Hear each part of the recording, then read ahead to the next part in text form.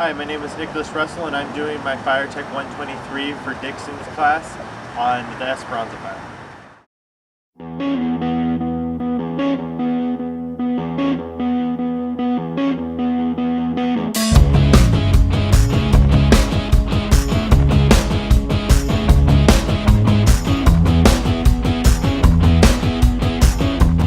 The fire was a wind-driven, arson-caused wildland fire that was started in a river wash near Cabazon, California.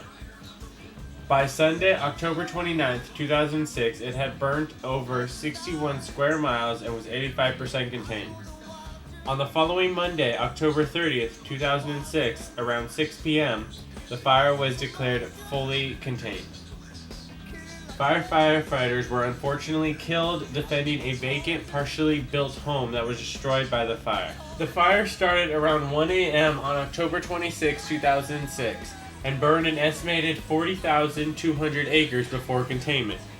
It resulted in deaths of 5 firefighters and also destroyed 34 houses and 20 outbuildings, as well as damaging State Route 243 severely enough that motorists required an escort until the damage could be repaired.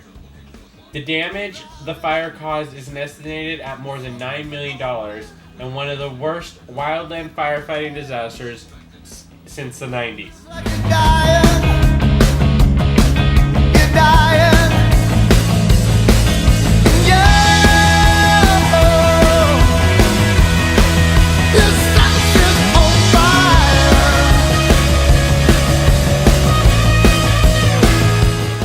In the middle of the fire, relative humidity was holding around 5 to 6%.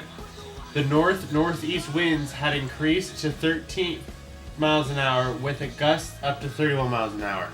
With this being a wind-driven fire, the direction the fire is heading is very predictable according to the direction of the wind.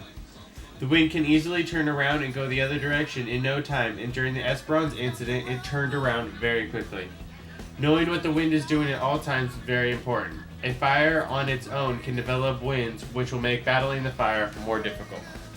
The morning after the fire began, several weather factors came together to increase wind and fire behavior.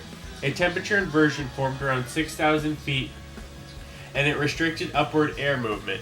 A mile from the incident, a convection plume penetrated the temperature inversion and the plume rose to 20,000 feet. The fire established itself in the unnamed creek damage down the canyon of the incident. At this point, the air driven into the plume was being increased by the Santa Ana winds.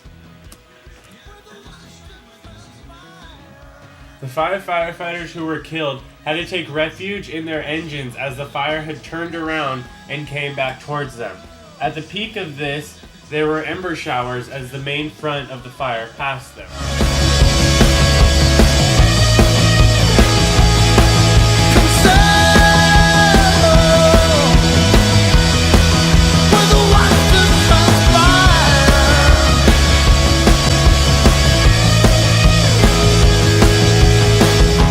Investigators did determine that this fire was ignited by an arson.